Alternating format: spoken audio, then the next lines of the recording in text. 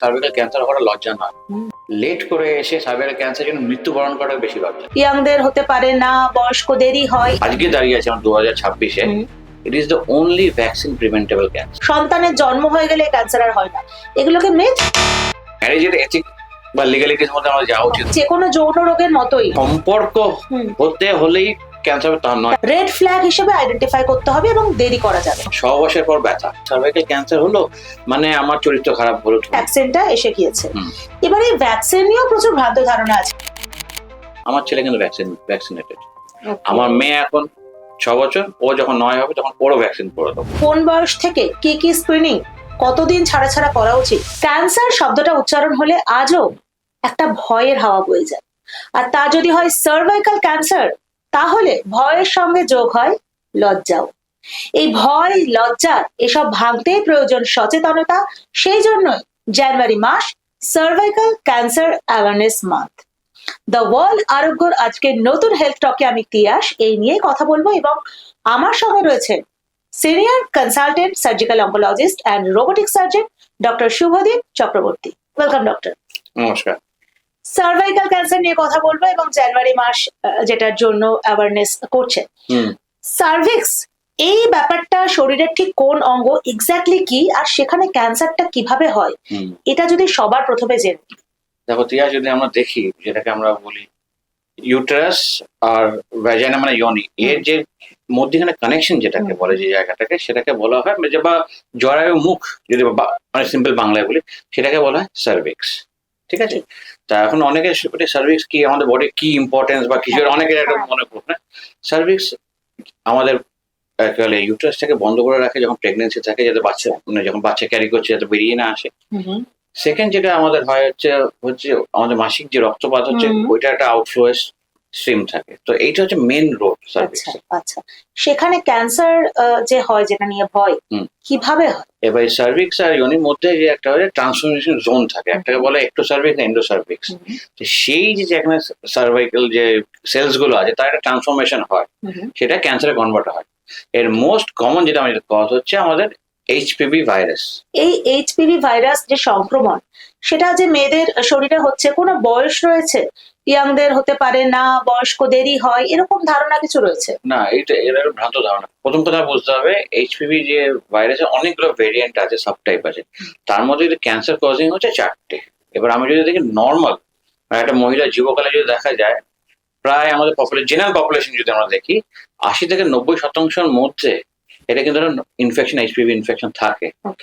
এই ইনফেকশন যখন আনট্রিটেড থাকে, তখন এটা ক্যান্সার কনভার্ট হয়। ওই যেমন বলে 4টে যেটা সাব টাইপের উপর আছে। একটা জিনিস আমি সবসময় মাথায় বলতে থাকি, cervical cancer, HPV cervical cancer কিন্তু অ্যাট দিস মোমেন্ট, মানে আজকে দাঁড়িয়ে আছে আমার 2026-এ, it is the only vaccine preventable cancer. একদম। আরো কিছু ধারণা রয়েছে যে মেয়েদের বিয়ে হয়ে গেলে, সেক্সুয়ালি অ্যাক্টিভ হয়ে গেলে এই ক্যান্সার আর হয় না, বা সন্তানের জন্ম হয়ে গেলে ক্যান্সার আর হয় না। এগুলোকে মিথ না, এগুলোর কোনো ধারণা রয়েছে? আমরা এখানে মিথ আছে, একটা মিসকনসেপশন যেটা বলবো। একটা হচ্ছে কি, অনেকের ধারণা কি বাচ্চা ধারণ করলে ক্যান্সারটা হয় না। এটা আসলে আমরা এক্সট্রাপোলেট করে ফেলছি। স্তন ক্যান্সার বা ব্রেস্ট ক্যান্সার, ব্রেস্ট ক্যান্সার যখন আমাদের 30 বা 30 একটা হচ্ছে, সেটা সাইড প্রোডাক্টিভ হচ্ছে। যখন ব্রেস্ট ফিডিং করছে তো ব্রেস্ট ক্যান্সার হচ্ছে না। সার্ভাইকাল ক্যান্সার কিন্তু সেটা নয়। সেকেন্ড থিং হচ্ছে কি, সার্ভাইকাল ক্যান্সার বিয়ে হলে হবে তা নয়। বেসিক্যালি তখন সার্ভাইকাল ক্যান্সার মোস্ট কমন যেটা হচ্ছে কি, সহবাস বা মাল্টিপল পার্টনার্স বা ইনফেকশনের হতে। এটা তো সেটার সাথে আমি মানে ম্যারেজের এথিক বা লিগালিটির মধ্যে আমাদের যাওয়া উচিত না। যে কোনো যৌন রোগের মতোই। ইয়েস, সেটাই। মানে আমাদের এটা যদি আমার জিজ্ঞেস করে যে ট্রান্সমিশনের মোডটা কি, ফার্স্ট হচ্ছে যৌন সমাগম, সেকেন্ড হচ্ছে স্কিন টু স্কিন কন্ট্যাক্ট। মানে যে যেটা অনেকের ধরে যে সম্পর্ক হতে হলেই ক্যান্সার, তা নয়। আপনার সঙ্গীত থেকে স্কিন টু কন্ট্যাক্টও হতে পারে। আচ্ছা, এই সার্ভাইকাল ক্যান্সার অনেক সময় দেখা যাচ্ছে যে, অনেক সময় কেন, বেশিরভাগ সময় যে রোগী অনেক দেরি করে ডাক্তারবাবুর কাছে পৌঁছচ্ছেন। আমরা যদি জেনে নিই যে এটার প্রাথমিক উপসর্গগুলো কি, যেগুলো রেড ফ্ল্যাগ হিসেবে আইডেন্টিফাই করতে হবে এবং দেরি করা যাবে না। আমাকে বুঝতে হবে। প্রথম কথা হচ্ছে কি, ভারতবর্ষে দেখি, আমাদের পৃথিবীর প্রায় 1/3 অফ সার্ভাইকাল ক্যান্সার লোড আমাদের এতে। আর এই সার্ভাইকাল ক্যান্সার, জরায়ু মুখের যে ক্যান্সার আছে, তার তরুণ যে মৃত্যু, মানে মা তোমরা তো হারিয়ে ফেলছি। পৃথিবীর শতকরা 100-র মধ্যে 50% কিন্তু আমাদের দেশে। ঠিক আছে, মেন প্রবলেম যেটা হয় যেটা হচ্ছে কি সিমটমস গুলো খুব সিম্পল। ঠিক আছে, আমরা ওটা অনেক সময় মানে ওভারলুক করে যায়। ওভারলুক করে যায় লজ্জার জন্য। অনেকে মনে হয় স্টিগমা আছে ফ্যামিলিতে, কেন অনেকের ধারণা আছে সার্ভাইকাল ক্যান্সার হলো মানে আমার চরিত্র খারাপ বলে ধরবে, এক্স্যাক্টলি। এটা একটা ভীষণ স্টিগমা। ঠিক আছে, তো বেসিক্যালি যে মোস্ট কমন সিমটম যেটা হচ্ছে ধরুন সহবাসের পর ব্যথা, বা দুটো মাসিকের মধ্যে অ্যাবনর্মাল ব্লিডিং হলো, ওকে। বা মাসিকের সময় রক্তপাত বেড়ে গেল, বা বয়স্ক মহিলা যাতে মানে মেনোপজ অ্যাটেন্ড করে তাদের মধ্যে ব্লিডিং হলো, হ্যাঁ, পেনফুল ইন্টারকোর্স, তল পেটে ব্যথা, সহবাস করা কিছুক্ষণ পর ব্যথা শুরু হয়, এগুলো সবই একটা সার্ভাইকাল ক্যান্সার অশনি সংকেত। কিন্তু আমরা বুঝতে হবে এটা হলেই যে সার্ভাইকাল ক্যান্সার তা না, বহু কারণে হতে পারে। হতেই পারে, অনেক হচ্ছে মানে ইনফেকশনের জন্য হতে পারে। তো সেই জন্য ইমিডিয়েটলি আপনাকে সেটা ইভ্যালুয়েট করা দরকার। অনেকে যে লজ্জা নিয়ে মনে করে যে আমার সার্ভাইকাল ক্যান্সার হলো তো লজ্জা, আমার মতে সার্ভাইকাল ক্যান্সার হওয়ার লজ্জা নয়, লেট করে এসে সার্ভাইকাল ক্যান্সার জন্য মৃত্যুবরণ করা বেশি লজ্জা। কারণ এটা আমাদের প্রতিরোধ হাতের মধ্যে রয়েছে। হিউম্যান প্যাপিলোমা ভাইরাস নিয়ে আপনি কথা বললেন, তার ভ্যাকসিনটা এসে গিয়েছে। এবার এই ভ্যাকসিন নিয়েও প্রচুর ভ্রান্ত ধারণা আছে যে মেয়েরা নিলে তাদের পরবর্তীকালে সন্তান ধারণে অসুবিধা হতে পারে, বা ধরুন এই ভ্যাকসিন ছেলেদের নেওয়ার কোনো দরকার নেই। এইগুলোর মধ্যে কতটা মিথ, কতটা মিসকনসেপশন, কি কি জানা দরকার? পুরোটাই ভুল। প্রথম কথা হচ্ছে কি একটা বয়স দেখা যায়, যেটা আমি যেটা বললাম যে আমাদের 80-90% মধ্যে ইনফেকশন হতে পারে। তো আমাদের এই ইনফেকশন হওয়ার আগের ভ্যাকসিনটা আমরা বুঝতে হবে। ভ্যাকসিন প্রিভেন্টেবল, প্রতিরোধ করার জন্য, ভ্যাকসিন কিন্তু নির্ময় করার জন্য নয়। এটা একটা প্রথম থিং। সেকেন্ড হচ্ছে কি সবচেয়ে এফিকেসি দেখা যায় 9 থেকে 16-র মধ্যে। মানে বেসিক্যালি আমরা যেটা মনে করি যে প্রথম সহবাস, মানে আমাদের ভারতবর্ষে এখন আমাদের অনেকটা এগিয়ে গেছি, আমাদের এখন average age of first contact of intercourse বা সহবাসের যে এজটা কমে এসছে। তো সেই জন্য আমরা মাথায় একটা ভ্রান্ত ধারণা নিব না বিয়ের পরই হয়, এটা ধরবো না। এক সেকেন্ড যেটা হচ্ছে আমরা দেখছি 9 থেকে 16-র মধ্যে যদি ভ্যাকসিনটা না হয় আইডিয়াল। ঠিক আছে, এবার ওই বয়সের মধ্যে নিলে ভ্যাকসিনেশন দুটো নিতে হয়। আচ্ছা। এবার আমরা যদি দেখি আরো যদি বয়স বাড়তে থাকে তখন সেটা প্রিভেন্টেবল। এবার অনেকের পুরুষদের মধ্যে বা ছেলেদের মধ্যে না হয় না। আমার ছেলে 10 বছর, ঠিক আছে, আমার ছেলে কিন্তু ভ্যাকসিনেটেড। আমার মেয়ে এখন 6 বছর, ও যখন 9 হবে তখন ওরও ভ্যাকসিন করে দেবো। তার মানে কি, তার মানে ছেলেদেরও এই ভ্যাকসিনটা নেওয়া উচিত। যেহেতু ইনফেকশনটা জেনাইটাল ট্র্যাক্টে কমন হতে পারে, it's like a common can happen to, মানে পুরুষদের মহিলা দুজনের মধ্যে। মেলদের মধ্যে হলে দেখা যাচ্ছে এটা ইনফেকশন কম আছে, তাহলে আমরা মহিলাদের প্রিভেন্ট করতে পারছি, সেই জন্য ভ্যাকসিনটা নেওয়া উচিত। হ্যাঁ, এবার বুঝি যেহেতু একটু কস্ট, মানে কস্ট একটু বেশি হওয়াতে অনেকে থাকে আমাদের ইউনিভার্সাল প্রোটোকল বা ইন্ডিয়ান যে আইএপি শিডিউল তার মধ্যে নেই, কিন্তু এটা প্রিভেন্টেবল। সেকেন্ড আর একটা জিনিস, তো আমরা ভ্যাকসিন নিয়ে আমরা সবসময় কথা বলি, দেখতে পাই ভ্যাকসিন, আমরা কিন্তু একটা জিনিস ভীষণ ইম্পর্টেন্ট যেটা ভুলে যাই, সেটা হচ্ছে মেনস্ট্রুয়াল হাইজিন। রাইট। আমরা যদি দেখি তুমি যদি গ্রামাঞ্চলের মধ্যে আমরা পুরো প্যান ইন্ডিয়া, আমি শুধু পশ্চিমবঙ্গের কথা বলছি না, প্যান ইন্ডিয়া যদি আমরা গিয়ে দেখি মহিলাদের মধ্যে, স্পেশালি বাচ্চা মহিলাদের মধ্যে মেনস্ট্রুয়াল হাইজিন সম্বন্ধে অ্যাওয়ারনেসটা কম। স্যানিটারি প্যাড, স্যানিটারি হাইজিনটা মেনটেন করা, কেন কি হয় যেটা বুঝতে হবে, ইনফেকশন হচ্ছে, ধরো ওখানে এইচপিভি ভ্যাকসিন আছে এবং এইচপিভি ইনফেকশনটা আছে, আমাকে বুঝতে হবে এইচপিভি ভ্যাকসিন ইনফেকশনটা কিন্তু অনেক সময় লেটেন্ট থাকে, মানে সাব ক্লিনিক্যাল হচ্ছে না। এবার যখন কোনো একটা মানে অপরচুনিটি ইনফেকশন হলো তখন সেটা বাড়লো। অনেক সময় দেখা যায় এক্সপোজার হয়েছে, এইচপিভি ইনফেকশন হয়েছে কিন্তু ইমিডিয়েটলি হয়নি, ইমিউনিটি ফল করলো, কারো ডায়াবেটিস বেড়ে গেল, ইমিউনিটি ফল করলো, তখন ওটা অ্যাক্টিভেট হলো। তো এইগুলো ভীষণ important, menstrual hygiene is very important. সেই জন্য আমি যদি ক্লিয়ার করে দেখি গ্রামাঞ্চলের মধ্যে মহিলাদের মধ্যে এই সার্ভাইকাল ক্যান্সারের প্রবণতা বেশি। এবার যদি আমরা এই এথনিসিটি বা আমরা ধরে রিলিজিয়াস প্র্যাকটিস মনে করি, আমরা তো এক্সপেক্ট করছি না, একদমই তাই, তা সত্ত্বেও আমরা ওখানে দেখছি বিকজ অফ মেনস্ট্রুয়াল হাইজিন। আচ্ছা, এই ভ্যাকসিন নিয়ে আমরা একটা কথা বললাম এবং মেনস্ট্রুয়াল হাইজিন নিয়ে কথা বললাম। আর একটা জিনিস খুব important to prevent cervical cancer, screening. Screening অনেক রকমের হয়, তার মধ্যে প্যাপসমিয়ার নামটা আমরা শুনে থাকি, এটা ছাড়াও আরো কিছু স্ক্রিনিং রয়েছে। তো মহিলাদের কোন বয়স থেকে কি কি স্ক্রিনিং, কতদিন ছাড়া করা উচিত, এটা যদি একটু গাইড করে দেন। দেখুন, স্ক্রিনিং এর দুটো পার্ট আছে। একটা হচ্ছে আমরা যেটা দেখতে চাই যেটা হচ্ছে প্যাপসমিয়ার, যেখানে আমরা ওই সার্ভাইকাল লাইনিং এর যে ইনফেকশন গুলো বা সেলস গুলো আছে সেখানে দেখি। দেখুন, অনেক সময় গিয়ে ক্যান্সারের কনভার্সন হচ্ছে, তো তার অ্যাটিপিক্যাল সেলস হলেও তো আমাদের প্রিভেন্টিভ হতে পারে।